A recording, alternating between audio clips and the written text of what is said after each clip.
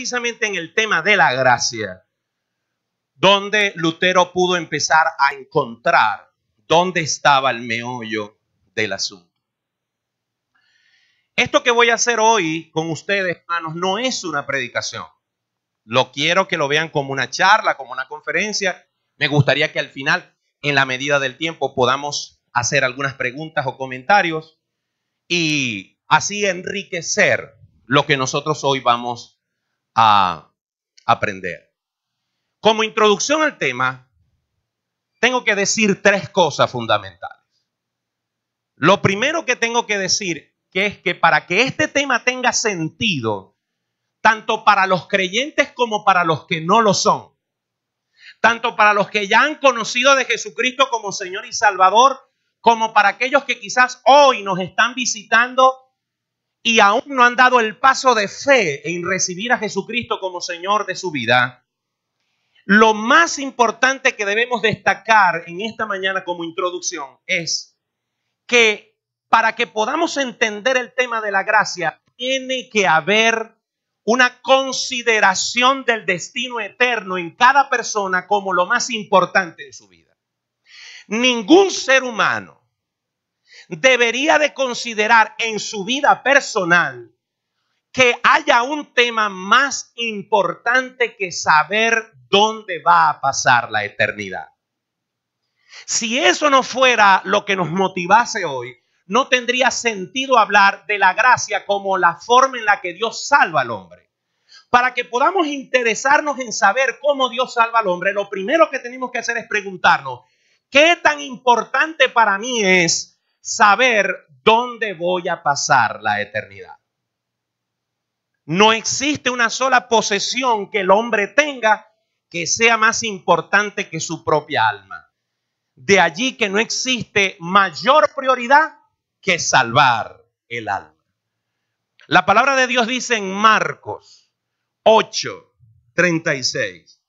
Jesús dijo, porque ¿qué aprovechará al hombre si ganare todo el mundo y perdiere su alma? Nada de lo que nosotros poseemos, ninguna de nuestras posesiones, ni siquiera nuestro propio cuerpo va a trascender a este mundo terrenal. Lo único que nosotros tenemos, que existirá por siempre, es nuestra alma. Por lo tanto, debemos preocuparnos como la mayor prioridad en nuestra vida, saber, estar seguros cada día dónde vamos a ir cuando salgamos de este mundo, dónde pasaremos la eternidad. Si no entendemos eso, si no remarcamos eso en nuestra vida, no tendría sentido seguir hablando de lo que viene a continuación. Lo segundo, como parte introductoria, es que debemos saber que la solución a la salvación del alma, la salvación de nuestra vida, la solución viene solamente de parte de Dios. Los hombres han buscado distintas maneras de poder sentir que tienen el derecho de ir al cielo. Los hombres se han inventado distintas maneras de sentir que Dios les debe algo y que por lo tanto, cuando mueran, tienen el derecho de exigirle a Dios que los reciba en su presencia. Pero déjenme decirles que por más métodos, por más religiones, por más filosofías, por más sectas que se hayan inventado o se inventen, la única forma de poder ir a la presencia del Padre Celestial es por medio de una solución que Dios encontró y proveyó para nosotros. Y depende totalmente de Él. Pudiéramos decir que la razón principal por la que hay tantas religiones es porque cada quien ha querido tender un puente entre ese abismo que separa al hombre de Dios y Dios. Han querido tender un puente y cada quien al tender un puente, una forma de acercarse a Dios, inventa una religión. Pero todas esas religiones, todos esos puentes siempre se quedarán cortos, porque solamente el puente que puede unir a Dios con el hombre es el provisto por Dios en Cristo Jesús. Segunda a Timoteo, capítulo 1, versículo 9, nos dice, quien nos salvó, y llamó con llamamiento santo, no conforme a nuestras obras, sino según el propósito suyo y la gracia que nos fue dada en Cristo Jesús antes de los tiempos de los siglos. En tercer lugar, para terminar esta parte introductoria, lo primero que dijimos es que lo más importante que una persona debe preocuparse es dónde va a pasar la eternidad. Si usted no tiene eso como prioridad, está realmente equivocado en la manera que está llevando su vida. Lo segundo es que usted tiene que entender es que la única forma de ir al cielo es la solución que Dios ha provisto, no la que usted se invente o la que alguien le dijo que ya alguien inventó. Es solamente lo que Dios ha dicho. Y como tercer punto, la palabra de Dios, la Biblia, eso que ustedes pudieron estudiar a plenitud en la primera conferencia, este texto sagrado es la guía divina, es la provisión divina por medio de la cual podemos descubrir y entender cómo Dios salva al hombre. Siempre cuando hablo con los nuevos creyentes, y algunos de ellos se muestran abrumados, porque la Biblia tiene muchos pasajes y tiene muchos libros que a veces ellos no comprenden. Por ejemplo, algunos libros quizás complejos para un nuevo creyente sería el libro de Apocalipsis o el libro de Isaías o algunos profetas menores. Incluso para algunos creyentes, algunos textos bíblicos realmente representan un reto. Pero siempre le digo a mis discípulos, cuando les estoy discipulando, valga la redundancia, que si nosotros pudiéramos tomar la Biblia y pudiéramos exprimirla como se exprime una naranja, el zumo, el jugo que sale de esa naranja, en el caso de que una Biblia la pudiéramos exprimir, lo que saldría de la Biblia no es otra cosa que el plan redentor de Dios para el hombre. La enseñanza básica y primordial de que Dios es soberano, de que Dios es amor, de que Dios es misericordioso, de que Dios es justo, de que el hombre es pecador, de que el hombre está perdido, que Dios en su amor y en su misericordia proveyó una solución para él en Cristo Jesús, y que toda persona que reciba, que crea, que acepte y confiese esta solución como la única alternativa de tu vida para ir al cielo, tiene vida eterna. Esa es la esencia de la Biblia. Y por eso le digo a mis discípulos, con el tiempo irás entendiendo algunos pasajes de la Biblia, pero lo que más me importa que entiendas es que la Biblia te dice cómo ser reconciliado con Dios. Por lo tanto, debemos tener claro que es en la Biblia donde encontramos cómo Dios ejecuta ese plan. Y Romanos 11:6 es un buen texto de muchos textos para saber y para ir introduciendo el tema de la gracia como la solución divina. Romanos 11:6 dice: y si por gracia, ya no es por obras. De otra manera, la gracia ya no es gracia. Y si por obras, ya no es gracia. De otra manera, la obra ya no es obra. Es decir, la palabra de Dios nos enseña en este pasaje y en otros más, como los vamos a ver ahora, que es Dios quien provee la solución a nuestras vidas. Martín Lutero, hablando de la doctrina de la gracia, dijo esto: la doctrina de la gracia es la doctrina por la cual la iglesia se sostiene o cae. Es decir, lo que diferencia a la iglesia cristiana, y voy a ir más allá, lo que diferencia a la iglesia cristiana evangélica del resto de las confesiones que hay en la tierra, es que la iglesia cristiana evangélica es la única que predica conforme a la palabra de Dios, que la única forma de que el hombre sea salvo es por medio de lo que Dios hace por nosotros y no de lo que nosotros hacemos por Dios. Cuando usted analiza todas las filosofías, todas las sectas, todos los cultos del mundo, el énfasis de su vida espiritual, el énfasis de lo que ellos llaman trascender a este mundo, todo gira en torno al hombre y lo que el hombre puede ser. Pero el Evangelio de Jesucristo nos muestra que es Dios quien proveyó la manera en la que nosotros podemos ser salvos. Por eso la gracia, la doctrina de la gracia es fundamental en la iglesia y en lo que creemos. Voy a tratar en los próximos minutos, después de haber hecho esta introducción, de a través de 4 puntos representar lo que queremos aprender hoy sobre el tema de la gracia. En primer lugar, vamos a ir al texto que vamos a usar y es casi imposible no usar este pasaje. Efesios 2, versículos 1 al 10. Efesios 2, versículos 1 al 10. Yo voy a leer en la versión Reina Valera. Disculpe si usted tiene otra versión. Dice: y Él os dio vida a vosotros cuando estabais muertos en vuestros delitos y pecados, en los cuales anduvisteis en otro tiempo, siguiendo la corriente de este mundo, conforme al príncipe de la potestad del aire, el espíritu que ahora opera en los hijos de desobediencia, entre los cuales también todos nosotros vivimos en otro tiempo, en los deseos de nuestra carne, haciendo la voluntad de la carne y de los pensamientos, y éramos por naturaleza hijos de ira, lo mismo que los demás. Pero Dios, que es rico en misericordia, por su gran amor con que nos amó, aun estando nosotros muertos en pecado, nos dio vida juntamente con Cristo. Por gracia sois salvos. Y juntamente con Él nos resucitó.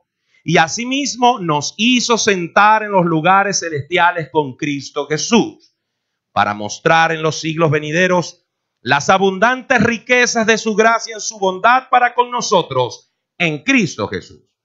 Porque por gracia sois salvos, por medio de la fe, y esto no de vosotros, pues es don de Dios, no por obras, para que nadie se gloríe, porque somos hechura suya, creados en Cristo Jesús para buenas obras, las cuales Dios preparó de antemano para que anduviésemos en ellas.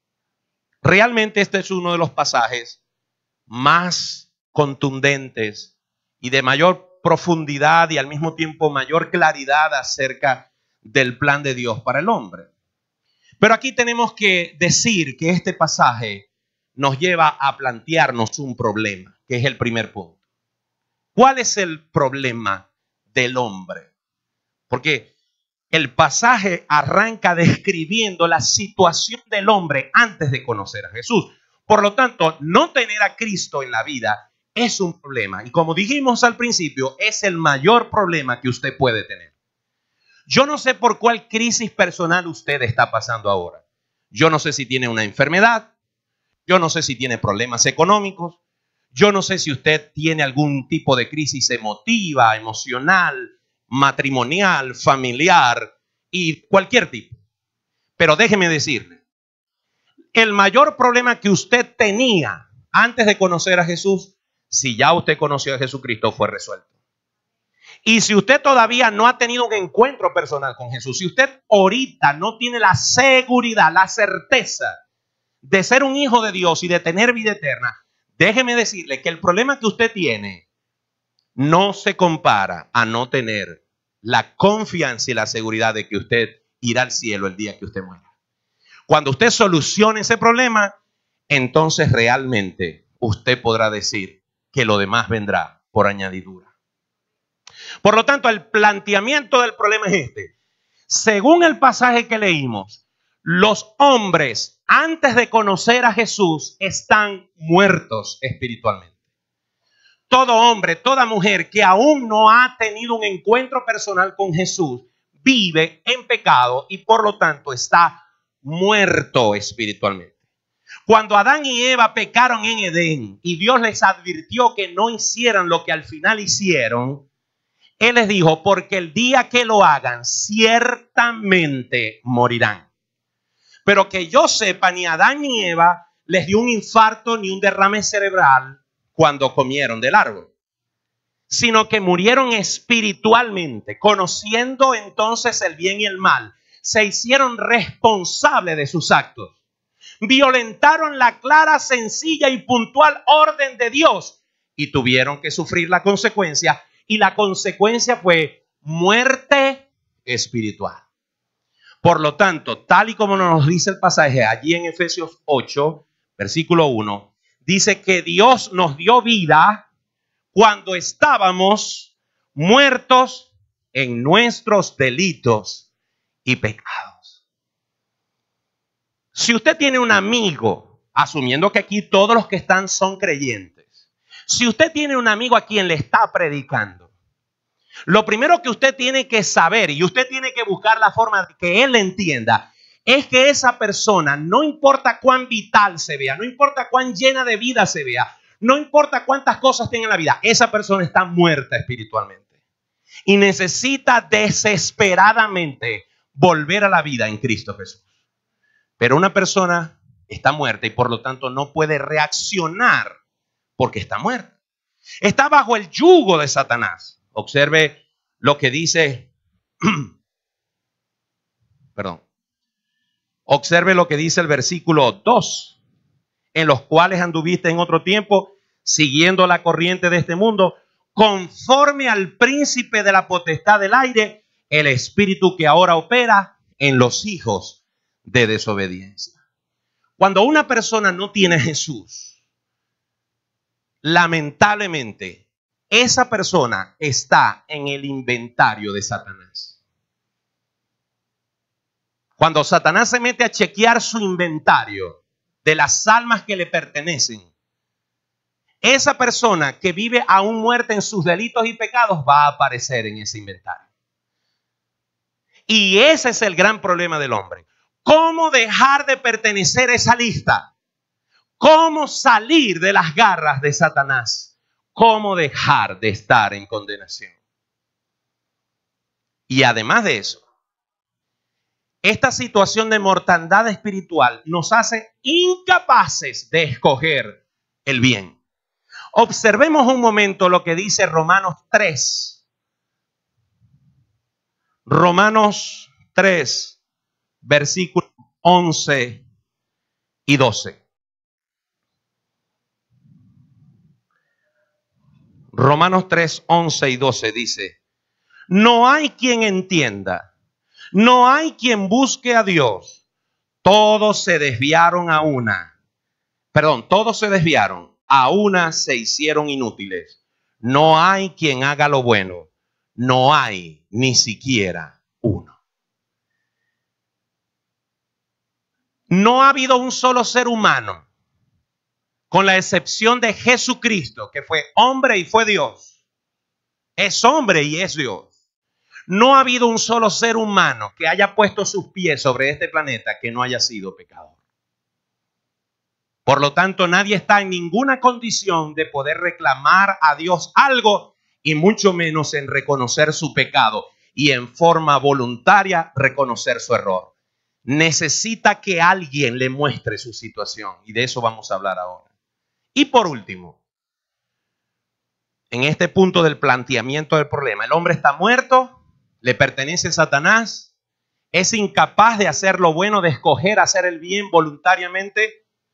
Y por último, está condenado para siempre. Cuando Nicodemo vino a hablar con Jesús, ¿quién era Nicodemo? Un hombre principal de los religiosos de la época. Era un hombre que conocía la ley. Era un hombre que religiosamente tenía seguramente una vida llena de moralidad y de buenas costumbres, de buenos principios. Pero era un religioso. Él pertenecía al grupo de hombres que rechinaban sus dientes cuando oían hablar a Jesús. Y los fariseos tenían gran deseo de destruir a Jesús por las cosas que decía. Pero Nicodemo tenía algo en su corazón que lo motivaba. Pero se atrevió a venir a Jesús solo de noche. Y de ese encuentro salió uno o el versículo más importante dentro de la doctrina cristiana, que es Juan 3:16. Ahora, cuando Nicodemo se acerca a Jesús, lo viene haciendo con lisonjas. Rabí, sabemos que vienes de parte de Dios porque las cosas que tú haces no se podrían hacer si Dios no está contigo. Es decir, él venía casi que de religioso a religioso, creyendo él que Jesús era alguien religioso, a presentarle y a exaltar sus credenciales. Y Jesús lo recibe con esta respuesta tajante: de cierto te digo que si no nacieres de nuevo, no entrarás en el reino de los cielos. ¿Qué quiere decir esto? Que toda persona que no haya aún conocido a Jesús como Señor y Salvador, no es que se va a condenar, ya está condenado. Observemos lo que dice ahí mismo en Juan, capítulo 3.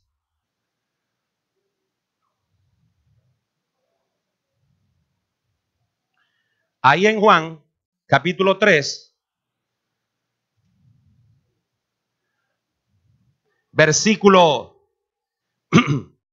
16 al 19. Porque de tal manera amó Dios al mundo. Esto se lo está diciendo Jesús a Nicodemo. Porque de tal manera amó Dios al mundo que ha dado a su Hijo unigénito para que todo aquel que en él cree no se pierda, mas tenga vida eterna. Porque no envió Dios a su Hijo al mundo para condenar al mundo, sino para que el mundo sea salvo por él.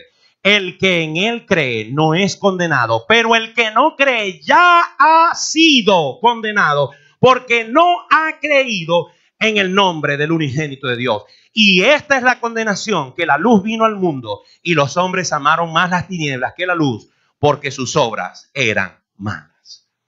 Por lo tanto, toda aquella que aún no ha tenido la decisión más importante de su vida de creer en Jesucristo como su único y suficiente Salvador, y por lo tanto nacer de nuevo, querido amigo, si nos acompañas, tengo que decirte con mucho respeto que la condición tuya es la que yo tuve hace 34 años atrás. Yo estaba condenado. Y si me hubiese muerto en esa condición hace 34 años, estaría condenado para siempre en el infierno. Y esa situación es importante aclararla, porque ese es el gran problema del hombre. Y ese es el mayor problema que alguien aquí puede tener si aún no ha tenido un encuentro personal con Jesús. La solución que el hombre ha encontrado, o las soluciones que el hombre ha buscado, que es el segundo punto, son muy comunes, pero todas son inútiles. La más común de las soluciones que el hombre ha encontrado, de las muchas que se ha inventado, es ser una buena persona.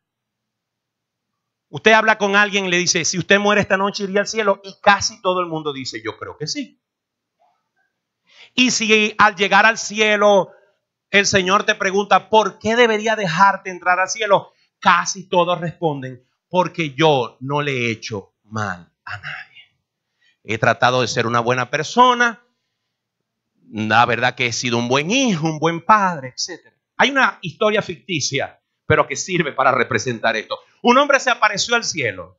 Pedro lo recibió en la puerta y le dijo: vamos a hacer algo. Para que puedas entrar al cielo tienes que acumular 100 puntos. Cuando acumules 100 puntos va a sonar una campana y vas a entrar al cielo. Te voy a hacer unas preguntas y en la medida que tú respondas yo te digo qué puntaje sacaste. Ok, adelante. Entonces le dice Pedro: ok, ¿fuiste un buen hijo? Sí, fui un buen hijo. Con mi padre y mi madre los ayudé hasta el último día de su vida. Ok, 2 puntos. 2 puntos, 2 puntos. Ajá, ¿fuiste un buen esposo? Un esposo fiel, ayudaba a mi esposa.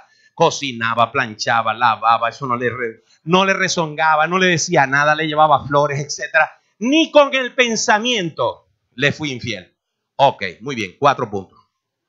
4 puntos. ¿Fuiste un buen ciudadano? Fui un buen ciudadano, pagué mis impuestos. Y así le fue preguntando. Lo cierto es que cuando ya le había hecho 5 preguntas, llevaba 13 puntos. Y dice el tipo: caramba, si la cosa sigue así, solamente por la gracia de Dios podré entrar al cielo. Y Pedro le dijo: bienvenido. No hay obra que el hombre pueda hacer para ser salvo. Simplemente porque usted no se puede presentar a Dios con sus obras buenas, que usted las debe tener y yo también las tengo, y empezarlas a cambiar como barajitas con Dios por las obras malas. Dios le pone una mala, usted le pone una buena. Dios le pone una mala, usted le pone una buena. Usted no, la cosa no funciona así. No puede ser por obras. El versículo 9 de Efesios 2 lo dice. No por obras para que nadie se gloríe. No sirve de nada creer que los hemos hecho bien. Yo creo que es bueno ser un buen padre y ser un buen esposo es muy bueno. Y ser un buen hijo y ser un buen ciudadano y ser un buen cristiano y ayudar a los pobres. Todo eso es bueno. Pero veamos lo que dice un momento Romanos capítulo 9, versículo 30 al 33.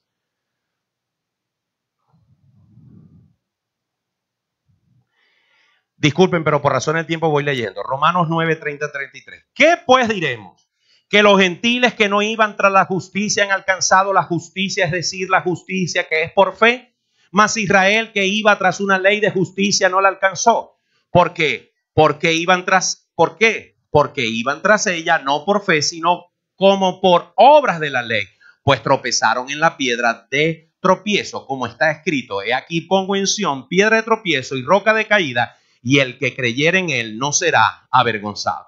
¿Cuál fue el gran problema de Israel? Que cuando ellos recibieron la ley, ellos empezaron a confiar en que podían cumplir la ley y pensaron que Dios les iba a deber algo porque ellos iban a tratar de cumplir la ley. Y empezaron a confiar en su eficacia, eficiencia y efectividad para cumplir la ley. Y eso empezó a alimentar la confianza en sí mismo de que Dios ahora tenía que dejarlos entrar al cielo. Y esa misma mecánica es la que opera en los corazones nuestros antes de conocer a Cristo y la que opera en nuestros familiares y amigos. Todo el mundo cree que Dios le debe algo y que cuando vayan al cielo Dios se va a poner contento porque llegó al cielo y le va a decir, ven, entra aquí porque has sido buena persona. Pero la Biblia dice que nuestras buenas obras delante de Dios son como trapo de inmundicia. La otra razón por la que las obras son útiles es porque solamente alguien que no haya cometido pecado puede pagar por nuestro pecado. ¿Hay problemas con esto? Sí.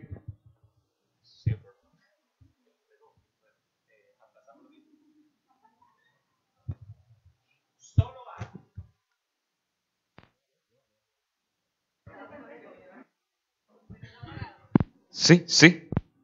¿Aló? Solamente alguien que no haya cometido pecados puede pagar por nuestros pecados. Por eso, nuestra confianza como cristianos no está puesta ni en el apóstol Pablo, ni en el apóstol Pedro, ni en María, ni en el santo tal o en fulano de tal. Porque todos ellos, por más piadosas que hayan sido sus vidas, fueron pecadores.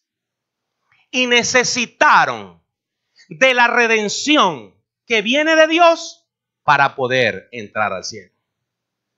Nadie que tenga pecado puede pagar por nuestros pecados. Solamente alguien puede hacerlo.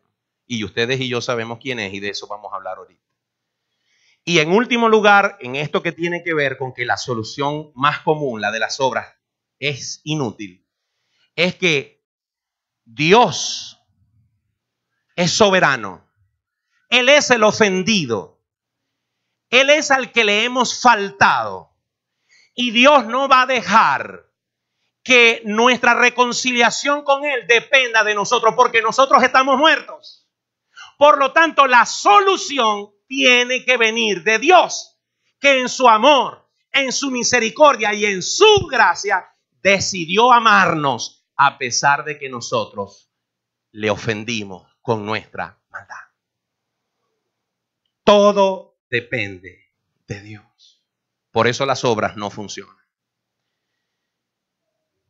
En tercer lugar, y este es el centro de lo que yo vine a hablar hoy, hay una palabra allí en Efesios donde leímos una frase que es fundamental. Yo no sé si usted subraya la Biblia, pero si no, haga una nota en su cuaderno. Y es la expresión que está en el versículo 4. Después que en el versículo 1, 2 y 3 El apóstol Pablo describe la situación espiritual en la que estábamos y está todo aquel que no conoce a Jesús. En el versículo 4 utiliza esta frase: pero Dios. Pero Dios. Dice, pero Dios, que es rico en misericordia por su gran amor con que nos amó, aun estando nosotros muertos en pecado, nos dio vida juntamente con Cristo. Por gracia soy salvo. La única opción viene de Dios. El juego entre el hombre y Dios estaba trancado. Alguien lo tenía que destrancar. El hombre trata de destrancarlo queriendo ser una buena persona, pero no puede. Dios, y por eso el pero Dios, es el único que puede destrancar el juego. Cuando yo doy una conferencia que se llama El amor es una decisión para matrimonio, traigo a colación este ejemplo. Cuando Dios se consigue o cuando el hombre perdido está frente a Dios, Dios es el ofendido, como a veces el marido es el que está ofendido por su esposa que lo ofendió, o la mujer está ofendida con el esposo que la ofendió. Y entonces se tranca el juego y ella no le quiere hablar a él y él no le quiere hablar a ella. Y así pueden pasar días, así pueden pasar semanas y a veces años y se van llenando de raíces de amargura. ¿Por qué? Porque nadie quiso destrancar el juego.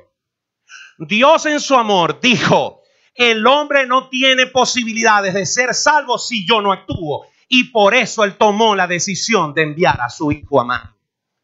Dios, según lo que dice Filipenses, dice claramente: hay en vosotros este sentir que hubo también en Cristo Jesús, el cual siendo en forma de Dios, no estimó el ser igual a Dios como cosa a que aferrarse, sino que se despojó a sí mismo y tomando forma de siervo, vino a la tierra y pagó por nuestros pecados. Y aún estando en la condición de hombre, se humilló aún más y fue obediente hasta la muerte y muerte de cruz. Por lo cual Dios le exaltó hasta lo sumo y le dio un nombre sobre todo nombre, para que en el nombre de Jesús se doble toda rodilla de los que están en los cielos, en la tierra y debajo de la tierra, y toda lengua confiese que Jesucristo es el Señor. Fue Jesús, fue Dios quien dijo: yo decido por amor, por misericordia y por gracia, por regalo mío, acercarme al hombre y darle vida eterna. Y esa es la gracia, el regalo de Dios que no merecíamos, pero que Él nos quiso dar. Por eso, en el pasaje que está entre el verso 4 y el verso 8, usted debe subrayar algunas palabras que están allí. Dice: pero Dios, que es rico en misericordia por su gran amor con que nos amó. El que nos amó fue Dios, no nosotros amamos a Dios. Aún estando nosotros muertos en pecados, otra para subrayar, nos dio, Él nos regaló, por su gracia nos dio vida juntamente con Cristo. Por gracia soy salvo. Y en el verso 6 otra palabra para subrayar, dice: y juntamente con Él nos resucitó, Él nos dio vida de nuevo. La Biblia dice: de modo que el que está en Cristo, nueva criatura es. Las cosas viejas pasaron y aquí todas son hechas nuevas. Él nos resucitó. Dijimos al principio que estábamos muertos, y alguien que resucita es alguien que estaba muerto y ahora vive. Y nosotros estábamos muertos espiritualmente, pero ahora vivimos para Dios. Y por último, para subrayar, al final del verso 6 dice: y asimismo nos hizo sentar en los lugares celestiales con Cristo Jesús. No solamente nos amó, no solamente nos regaló a su Hijo, no solamente nos dio la vida eterna, sino que nos ha asegurado que estamos sentados en lugares celestiales con Cristo Jesús y que pertenecemos al reino de los cielos. Eso se llama gracia, eso se llama regalo de Dios. ¿Y por qué lo hizo? Efesios 2:7. Para mostrar en los siglos venideros las abundantes riquezas de su gracia en su bondad para con nosotros en Cristo Jesús. Dios es digno de gloria y de honra. Pero esa gloria y esa honra no es gratuita. Es porque Él ha demostrado que es un Dios justo, pero que también es un Dios amoroso. Él es un Dios que se aira delante de los que son injustos e impíos, pero que tiene misericordia y muestra su amor infinito para los que le buscan y quieren recibir su perdón. Por eso la cúspide de este pasaje la encontramos en el verso 8.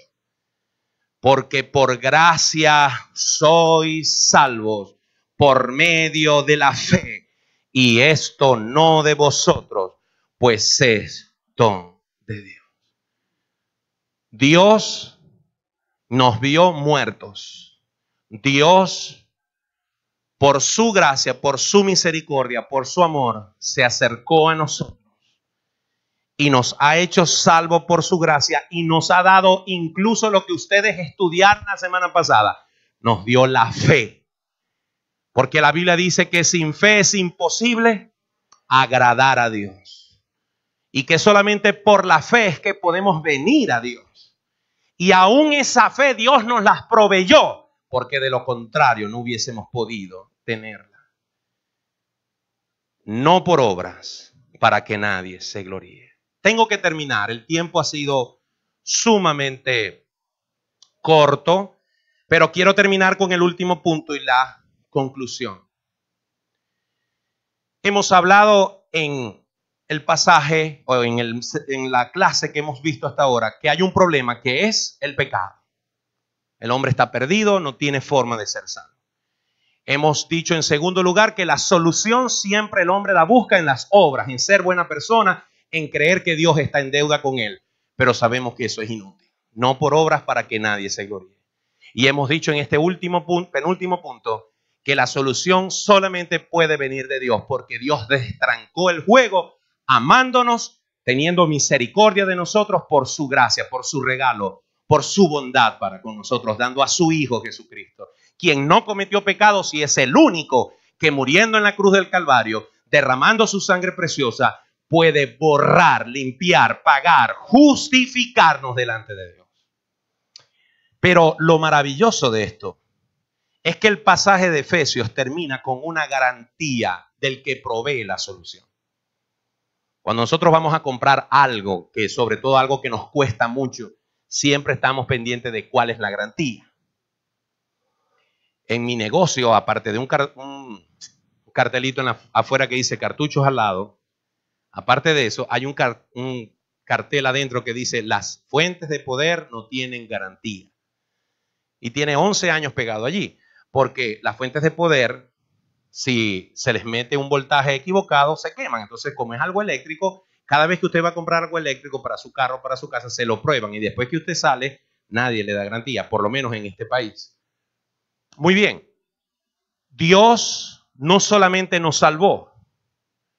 Dios no solamente nos dio vida eterna y nos lo muestra en este pasaje hermoso, sino que termina este pasaje dándonos garantía de que Dios completará la obra en nosotros. Fíjense lo que dice el versículo 10. Porque somos hechura suya, creados en Cristo Jesús para buenas obras, las cuales Dios preparó de antemano para que anduviésemos en ella. Una de las cosas que debemos tener claro es que en el cielo no hay un reloj y Dios no está sometido a la dimensión de nuestro tiempo. Él ve las cosas desde un punto de vista, desde una eternidad, y Él nos conoce antes de la fundación del mundo.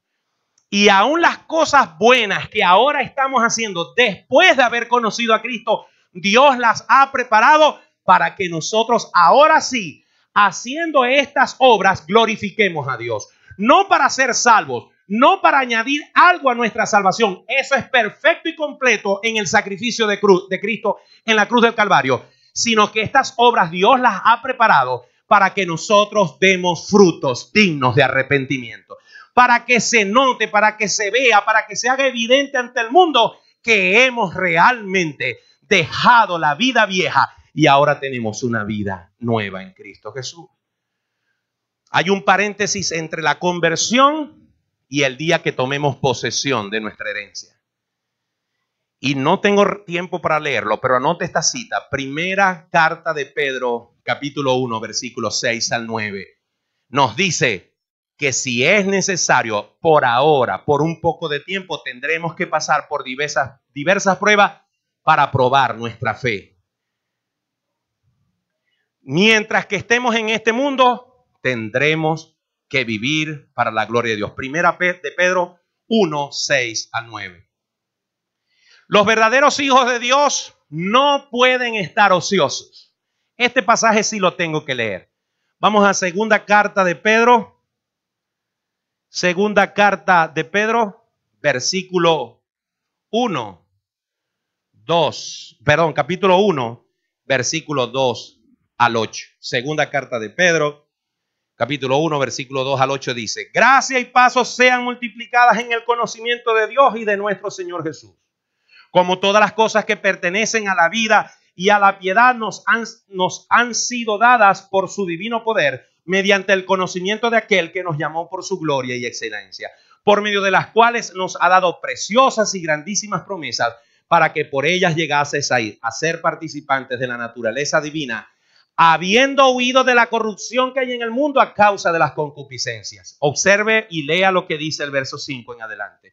Vosotros también, poniendo toda diligencia por esto mismo, añadida vuestra fe, virtud, a la virtud, conocimiento, al conocimiento, dominio propio, al dominio propio, paciencia, a la paciencia, piedad, y a la piedad, afecto fraternal, y al afecto fraternal, amor. Porque si estas cosas están en vosotros y abundan, no os dejarán estar ociosos ni sin fruto en cuanto al conocimiento de nuestro Señor Jesucristo. ¿Saben cuál es? Él es uno de los grandes problemas de la gente que malinterpreta la gracia. Que la gente que malinterpreta la gracia dice: ahora soy salvo, puedo vivir como yo quiero. Ahora soy salvo, tengo licencia para pecar. Ahora soy salvo, ya arreglé mi problema con Dios, ¿qué importa lo que yo haga? Ya Cristo me limpió. Alguien que piense así no va a poder hacer todas estas cosas que Pedro manda hacer. Un cristiano da frutos. Un cristiano no puede estar ocioso. Un cristiano no puede ni quiere estar en el mismo punto toda la vida. Quiere crecer. Como dice ahí en Hebreos capítulo 12, puesto los ojos en Jesús, corramos la carrera que tenemos por delante.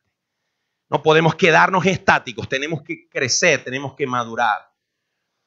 Y esa ayuda que necesitamos para madurar la garantiza el Señor. Por eso dice en el versículo 10 de Efesios 2, porque somos hechura suya, creados en Cristo Jesús para buenas obras, y esas obras ya Dios las preparó para que anduviésemos en ellas.